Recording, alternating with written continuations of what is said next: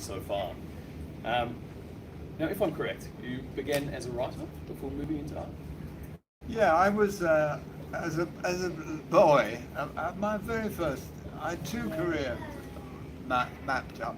One was to be a comedian, which in a way I still am, because people look at these pieces and smile. I'm not quite sure why you do smile, but they do smile. And another interest of mine was psychoanalysis. I loved the idea that something could mean something else. But somebody once said a cigar is sometimes just a cigar. But I love the idea of sexual analyses and metamorphoses and metaphors and so on. So I was drawn to Freudianism and comedy, but neither of which I practiced. But then I thought, sounds like a writer. So I wanted to, and I still am a bookworm, you know, and I often paint pictures of books and use books and read books. I'm a kind of lonely boy in his room, or woman in her room, reading books. So I'm a bookworm. And so I thought, well, it's natural to want to be a writer. But then, strangely enough, people say, how did you become an artist? And I thought, the answer to becoming a writer is become a school teacher, because they get lots of holidays. That's why most school teachers become school teachers. There's 10 or 12 weeks holiday. So I went to study to be a school teacher, and I wrote about some writers I liked. And they were all imaginative or fantastical or surrealistic, or you might say creative writers. I wrote about Kafka, you know, who wrote about Gregor Samsa woke up in the morning with his legs in the air as a giant beetle. And I wrote about Lewis Carroll, you know, Through the Looking Glass. And I wrote about 6 writers that I liked. In our introduction, you had to write about who you like. And they said, no, that's not English literature. English literature is Jane Austen and the Brontes and Charles Dickens and so on. It's all 19th century novels. But luckily for me, and luck is a big part of life, isn't it? The people who ran the art department said, well, we'll have him because he sounds creative and imaginative. And so luckily I went and I didn't choose to be an artist. It was a last resort. I wanted to be a school teacher, and I had already 1 or 2 children. I was only a young man, and I really needed that job, so that education. And so I said, yeah, I'll do art then. And I was asked to do art, or told to do art, or I had to do it. So what were some of the first pieces that you were creating back then, or teaching? Well, what I was creating then was, because again I hadn't drawn naked women, you know, or vases of flowers, and I still can't draw, unfortunately, naked women or vases of flowers that they do in art schools. I used gloss paint. So in the very early days of pop art, Peter Blake and Patrick Caulfield, 2 famous English pop artists, used gloss paint, or household paint, which you have to do it flat because it would run. So you do a painting flat, and then when it's finished, hang it up. When it's dry, hang it up. So I used gloss paint, and I always did pictures of things. Famously, I did licorice all sorts, all laid out, you know, not Bertie Bassett sort of taken apart. Or I did, I don't know, rainbows or skeletons or anything that was representative and in a way funny. There's a moment when I realized I should do funny, and I did hearts. I was looking always for, as I am now, different imagery, as it were, you know, robots or exhibitions or whatever. I'm always looking for new kind of imagery. So I was looking for images. Okay, interesting. And so the rainbows are still part of your work now, Yeah. and I've seen you describe them as an illusory experience that you've tried to define almost with the hard lines in some of your works. What is it about the rainbow or about those concepts that keeps you interested? Well, I think with one of the things that artists do, oddly enough, is they take a cliche and try to revive it and renew it. So I've just been in some galleries, and a lot of people have Mickey Mouse.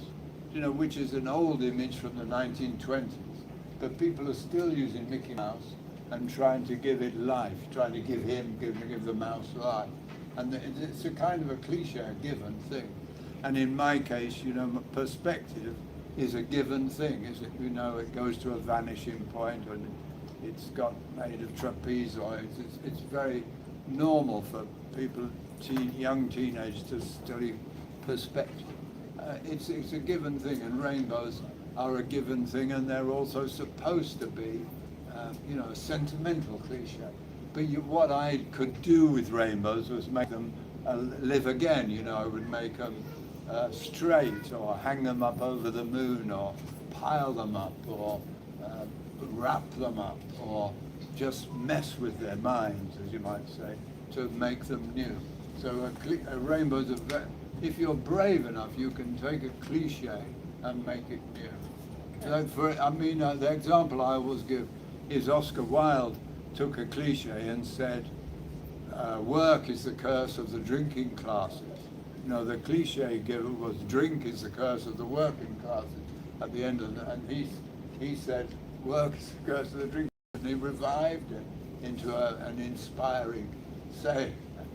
Yeah, you just mentioned there, you know, the ability to mess with people's minds, whether you're taking it from that cliche or the paradoxical nature of your works. What is it about that illusion, the perspective that you find the most interesting? Is it warping people's minds around that, or being able to facilitate?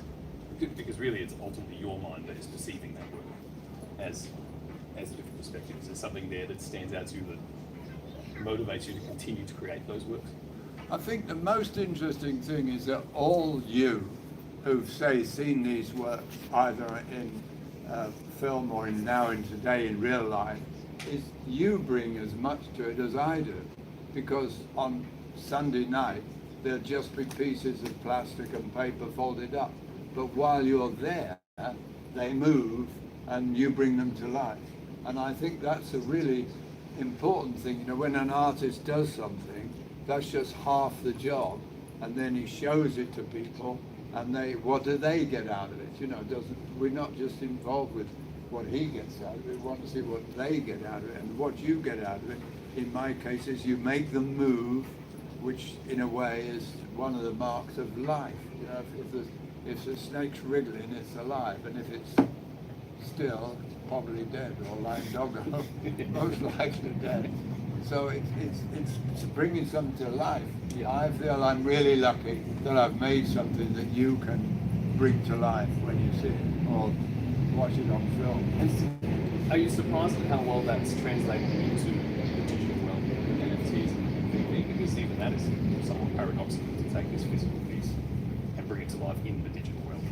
Yeah, I'm thrilled, because I remember when our phones, not long ago, well, I'm that old, were just stills, weren't they? We just had stills.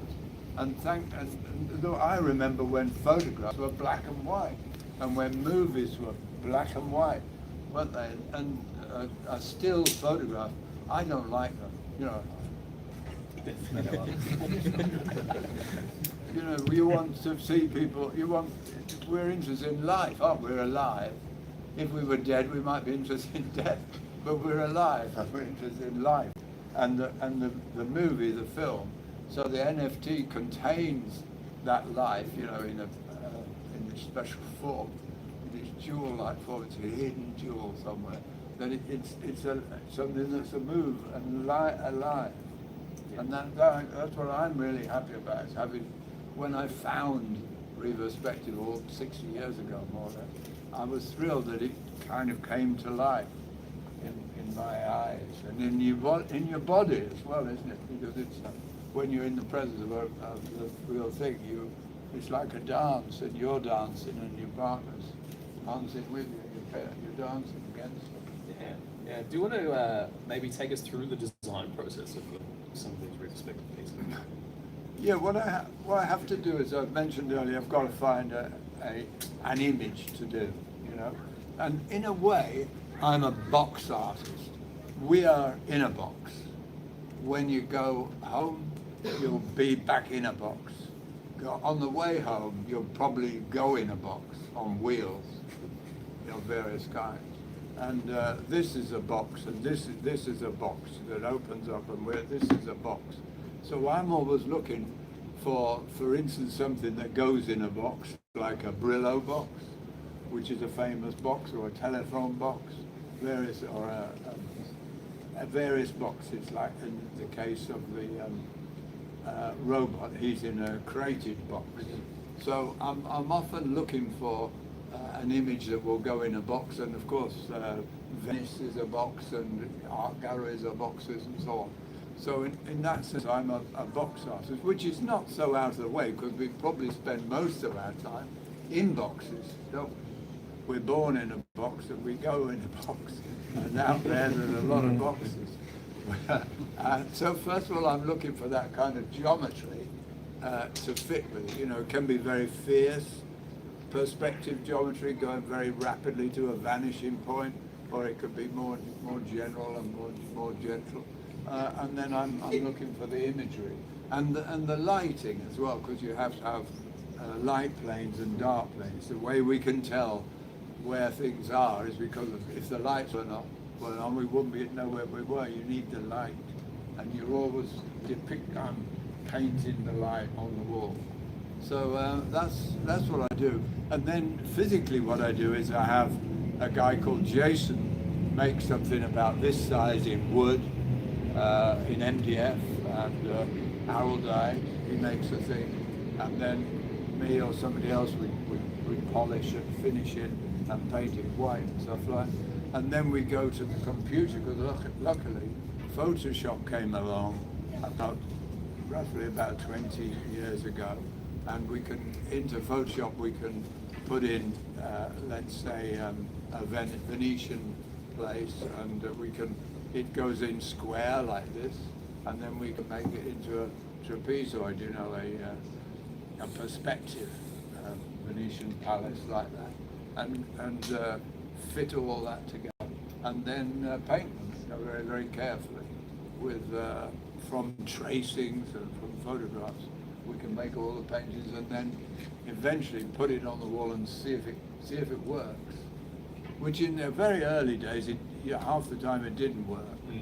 That's my next question there. You have to paint them to see if they... Yeah, you can't. Oh, you need, there's certain things you need. One of the things is you need light and shade, you know. So around here, say I'm looking in that corner, that where the clock is white, and where the clothing rail is a paler grey, and then it's a slightly darker grey with the two slats going down there. And that enables us to see those distinctions interest me, those planes of colour. So underneath it all, planes of colour that enable you to distinguish a lot as you make your way through the world, really. It has to have, somehow we know in our neuroscientific brains, we know what light is and what it's doing and where people are and what they look like. You see it shine on people's noses. It's true. And David, while we've got you, yeah, I think everybody knows that what we get on Veve are pretty much the things that you're a fan of. How did you discover Patrick's work? How long have you been involved? Well, I know Patrick's work for a number of years before I actually know who Patrick, the person is. I have seen his work even as far as up in some of the Hong Kong art shows in China art show. I've seen a couple of pieces even in Taipei art, just on the secondary or for collectors and showcase. And we with Veve, we work with partnership with Vitel to bring this alive. And when Jacob approached me originally with a whole slate of artists, Patrick's art stood straight away to me, because I know the artist that works, and in Australia we go, well, this is Patrick Hughes' work, and that's how we started. Secondly, with Veve, the NFT, I always wanted to bring another level of experiment, and I think we use the word experiment a lot when we talk to our audience. It's not just you know, in the NFT world, people use the utility overuse. For us, is how we could experience that, you know, interpretation from the artist to you guys and talk to you guys the most. And the AR aspect within the app are best to use for what Patrick's work is. I mean, as you guys know, the work you almost have to, it's got that lenticular effect that when you move left, right, and I find it in the real life in the artwork.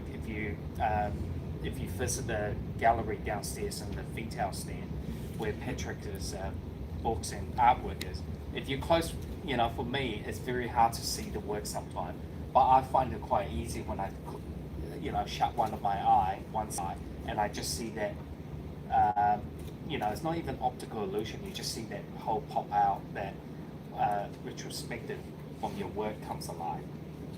And I just thought Veve needs to bring this to our audience. Now, it was very difficult to do this project because your artwork, in Veve, in the 2D art world, normally we would just UV map it and quite easy. With Patrick's work, as you guys know, it's got that cave and the pop out. We had to get designers to redesign that whole measurement, and that whole experiment needed to be 100% accurate. And I remember going back and forth with Jacob in the email, and when we skinned it over, it just didn't work, because you can be off by a millimeter and the artwork would just not speak to you. And you know, I spoke to our design team. I said, you have to make it. And I think we went back. Jacob had to physically measure the actual artwork, every aspect, how many millimeter, redraw it. We had to 3D it, to pop out the whole thing. So it's a great project. Why do we want to do it? Apart from that whole experience, is really Patrick. You know, he's still very young, energized, but able to understand the technology and evolving into digital NFT is very, very important to me. I want this to go down as a legacy. In a way, we have one of the world, you know, greatest artists. I mean, if you guys know some of Patrick's work, it goes for hundreds of thousands of dollars in auctions and galleries. And one of the things that Patrick also wanted to do is to ensure that these work can be shared with, you know, thousands of fans out there at the lower price. If you haven't got hundreds of thousands of dollars, you still can be owning something that he has created. And that was something I felt very important for our audience. And we always talked about we have the one-of-ones, but we really wanted to bring this to the fans, you know, having that to share with all these audience. That was important, and you know, and the willingness to try new things in this industry is very, very encouraging for us. That's one of the main purpose all around this, and how we cooperate to collab this so fast and launch into Veve. Yeah, sure. And Patrick, you mentioned Photoshop helping to really revolutionize the way you did things. Do you see NFTs and this kind of digital adoption changing the way you do things moving forward, or do you think it's just going to let you reinvigorate some of the works that you've already made about?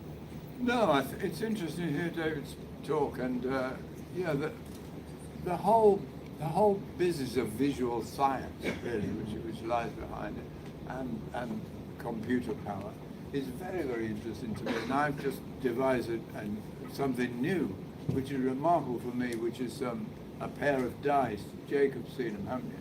That just hang in the air, as it were. Yes. And I that has come about through working with animation and thinking about animation. It's animation movement and that sort of thing is so exciting and all revealing, isn't it? Definitely. Yeah. Now, look, we will open to the floor, but I know one of the questions someone will have, at least I have, is are we dropping more of Patrick's work? Yes. It won't be at DCon this weekend. Obviously, we do want to celebrate the DCon artist on its own, and what we have slotted in, I think, on our next month or during end of Q3 or beginning of Q4, we are going to be releasing 3 Patrick's work, and I do believe that we are going to do one of the piece will be the robot, and there will be a lunar robot as the second one, and the third piece is one of my favorite, and I actually purchased the original the minute I saw, is the House of Cards. You know, the amount of hour went through to draw these cards into this, it's just absolutely amazing. So there will be 3. They are slightly different than the one that we have drawn, because it's not as long as the full landscape we have done. So it's more boxier, as like everything you have done. So we haven't announced the edition size and how we're going to be doing them, if it's going to be separated or blind box. Simply because maybe we want the users to have a choice or preference to pick the one they want. Maybe the robot will be on a blind box, and then the House of Card will be on its own. And yeah. As you guys know, all of those details might change before. Yeah. Just be aware of that. Yes. And Patrick, my last question for you: do you have a piece that you've done that stands out the most, or that you enjoy creating the most? Yeah, but I do often get asked this question, and the answer totally is no, because you're always excited by your latest work. Like I'm excited by my dice, and I'm working on the dice last week and this week. You're always really going to the newest and latest thing. But sometimes when you look through a book like this and you see something, you think, oh, that was good. Occasionally you do see something, you think, yes, that's the one that's in the British Library. If you go to the British Library, they're on the Euston Road, and when you go to the coat check, I decided over the coat check. This is hanging, has been hanging outside the coat check since 1996, and people walk past it, and people often put it on videos. And there are many videos. One video of a work of mine in Birmingham was 37.6 million views. You know, was a guy did on his iPhone, and this is one of those with many views. So sometimes that is a sort of signature piece, because I know so many people have done it. But I would never do it with that kind of greeny top. I would have a sky. I would have some more sky, the beautiful blue sky up there. So you're critical as well when you see the whole piece. Yeah, certainly. Yeah, but those criticisms help shape the next work, right? Yeah.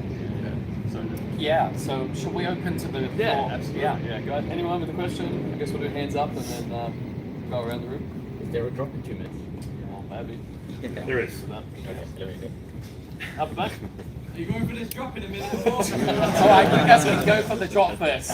All right, we're gonna Well, in the meantime, Jacob, do you want to talk about the book signing and anything about Veve? Yeah, so after this, we'll be holding a book signing on the retail stand. Everyone's welcome to just queue us or the line, and we'll go from there. Great. No guarantees on the orderly line. And guys, the retail stand is just next to the Veve booth, so if you haven't seen it, we're just out there. All right, you guys want to participate in the drop? We'll do the Q&A after the drop. We're releasing something in a couple of minutes. That's why. Beautiful witness to No, I haven't. Is it going to take place here? Yep. Yeah, well, they all in the app right now. Oh no, it's 2 hours. Instant disappointment. 2 hours. 48 seconds. 48 seconds. 40. Yeah.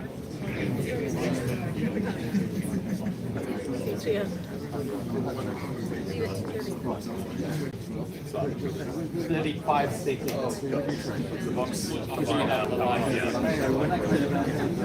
I know. There's a limited amount, this is what we do. Yeah. So you need to push it.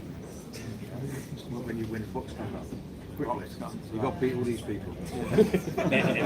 So I'm using one, that's good. So as soon as you're showing them, it's under the heart now. The technique. 6, 5, No. 4, 2, 1. Yay! Who's got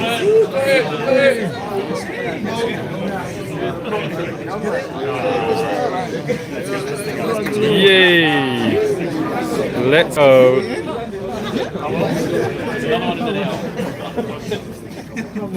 Okay, should we do a price, Alex, for Should we do who's what? got the highest mint number? Oh, Oh, wow. Oh, you have to share me that later. What did you get? That looks great, doesn't it? Yeah, that's the all. 265 rear. That's all box. Yeah. Could you share that airdrop? Oh, yeah. 154 265. 265 442, the highest edition number. Oh no, mine's too low. The only time you're ever 54 Yeah. 544. Anyone got higher? 626. 626. We're on the 6 now. 626. There we go. Sounds like it. 6 to 2. Is it, what are you giving? A logo. Wait for the 4-minute rebound. 626. Oh yeah. 626. Anybody can beat 626? 626.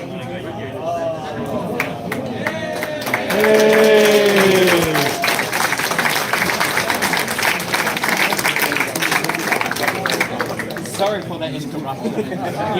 You witnessed a live thing. Did that sold out? Oh, yeah. Oh, I don't know. It's sold out. Did it? 1 second. Oh, hold on. There's 7. Have you got it? 724. You got it. Take it back.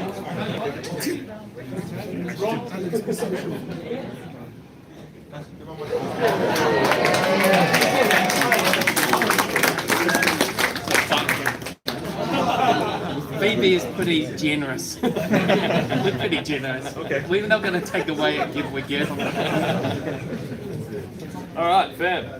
Questions on? Anyone have something pressing they'd like to know about Patrick's work or life or history? Anything there? Yep. Hiya, nice to meet you. Question about collaboration with your artists. Have you ever thought, or have you done before, as an experience for the viewer, collaborating with using music to enhance the experience? No, I haven't done anything with music, but mine is a very collaborative art. When I did a work, I did a few works a long while ago, that I couldn't do because I couldn't draw. And I did, one of my things was, I know it's, some people know it, a guy is running away from his shadow, and the shadow is pursuing him, like this. He's a guy in a bowler hat. And it was drawn for me by my late friend, Les Coleman.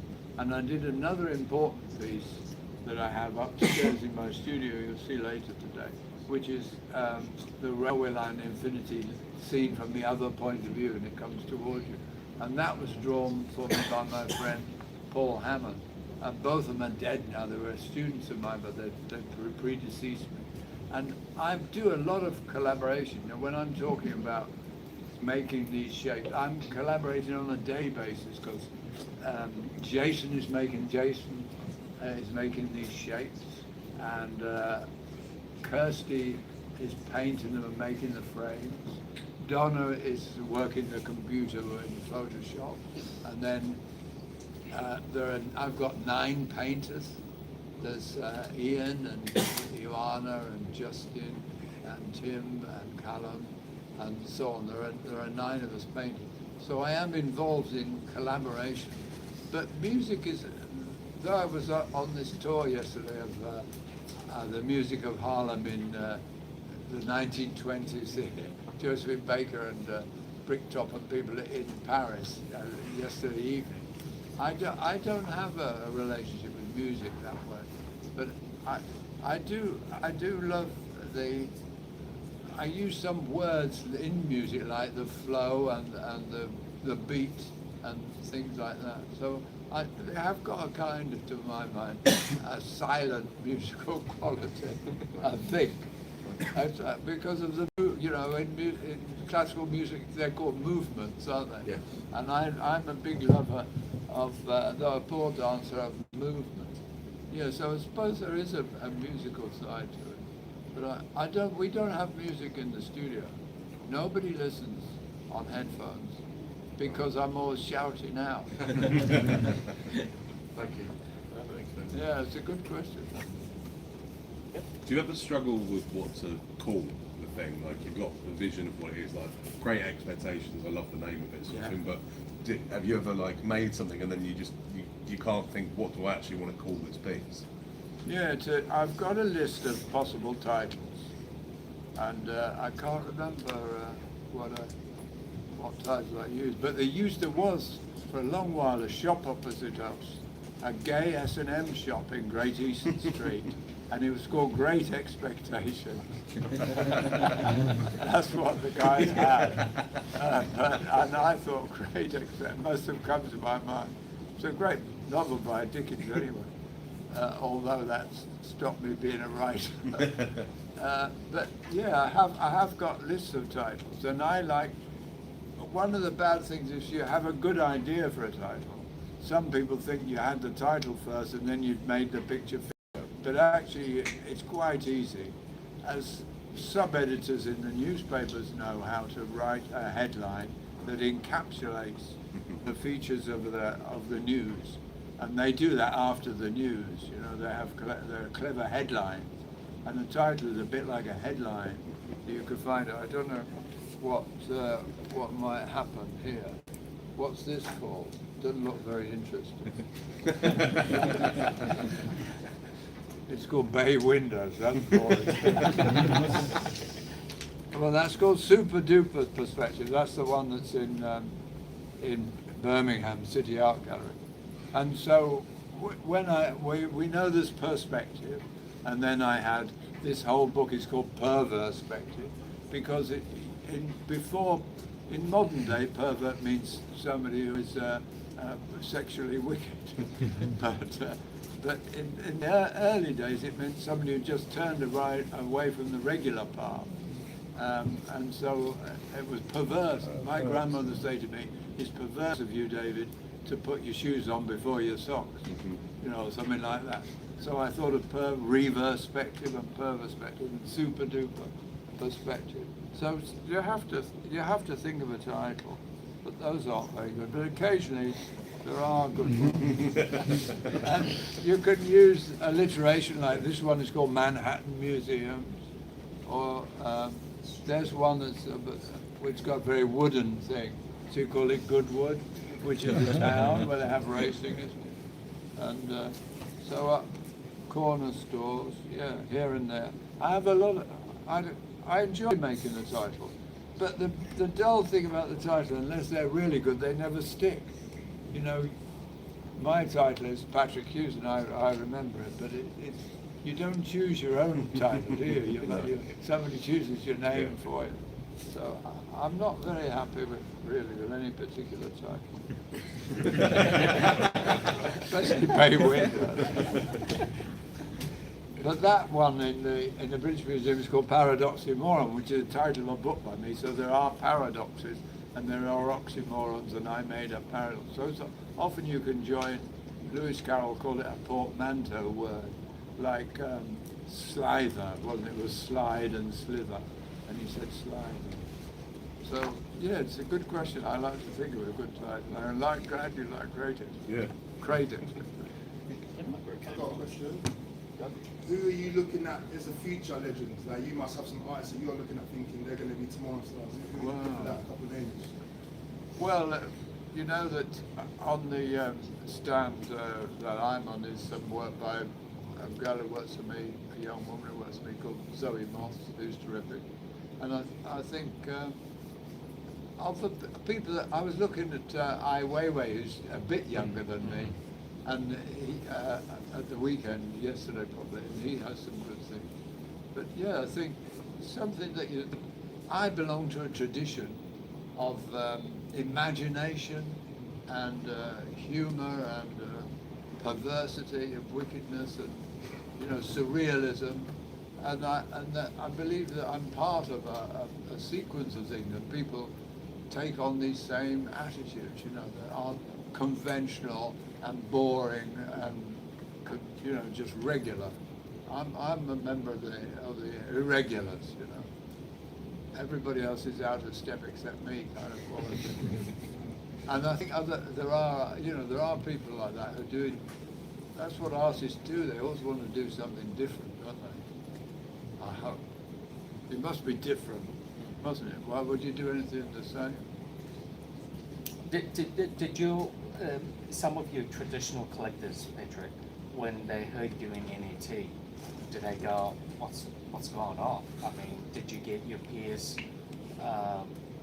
No, I think people are very excited by the world of the NFT. Yeah, people just are fascinated.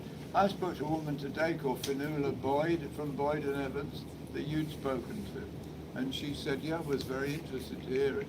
So people are there's always something, you know, there's been new, in a way, there's been new methods of printing, haven't there? Etching has been pursued and lithography has been pursued, and I can remember screen printing and that went out, dot matrix. It's a new kind of printing technique in a sense, isn't it? What you're creating and mining. And so there's always another way of representing. Yeah, I think I've really found that over the journey. A lot of artists we work with, the artists themselves are really excited. Any pushback comes from people outside of that scope. Oh yeah, that was your question. Yeah, I didn't answer your question. No, I don't know about what the collectors think. No, but I know the artists are excited. And how many of you guys, if you can put your hand up, you're on one of the NFTs of Patrick? Wow. Wow, thank you. And thanks a lot to Veve and Patrick for making this possible. We've never heard of you before, and it's amazing to give it all. Oh, great. Yeah. Thank you. Yeah. Probably one more question, if there's any. Anyone got one? Anything pressing? Hi, no, just to ask, have you seen people using your collectibles in AR, in pictures, when they take them out? And I have sometimes, yeah. I have seen them put them on the wall. Yeah, I have. It's fun. It's great. It's very interesting to see their walls and see how they. Yeah, that it is great. I have seen that. Somewhere it's in LA, I think. It's kind of a blue room, and it was great to see it there. Yeah. Just sitting there, and it's thrilling, as though you can be anywhere. yeah, I've used the Great Expectations, we put it in the backdrop Yeah. on over the sea with the mountains in the background, and it's just it just brings it to life because you're trying to get the angle To take the photo. to take the photo, and it changes in the matter of. Oh, good. Yeah, Yeah, that's good. it's just, thank you for letting, it's just so different to anything else. Yeah. So thank you. Thank you. And how many copy of books have we got? Because I don't think, I mean, you've seen yesterday. Yeah. It's around 60. Okay. Yes, I got Yeah. And I think they're £25, are they? Yeah. Yeah, and hopefully Patrick will be happy enough to sign for you. Yeah. Until it runs out. Yeah. The unsigned ones are the rarest. Yeah, someone. All right, Ben. Massive thank you from all of us. Thank you.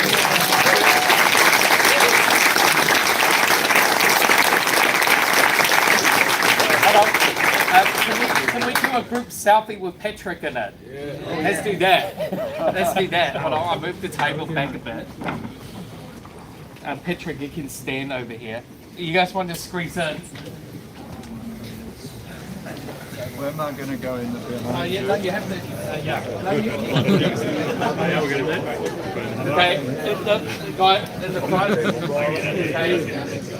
3, 2, 1. Veve! That's going on live, by the way. Oh, man. That's got all your notes. Yeah, here we go.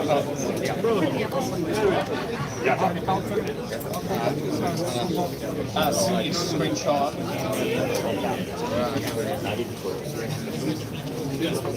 Yeah, of course. Yeah, I will.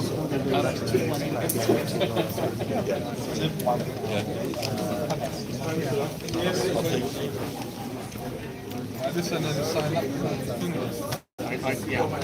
You get one of yeah, I can.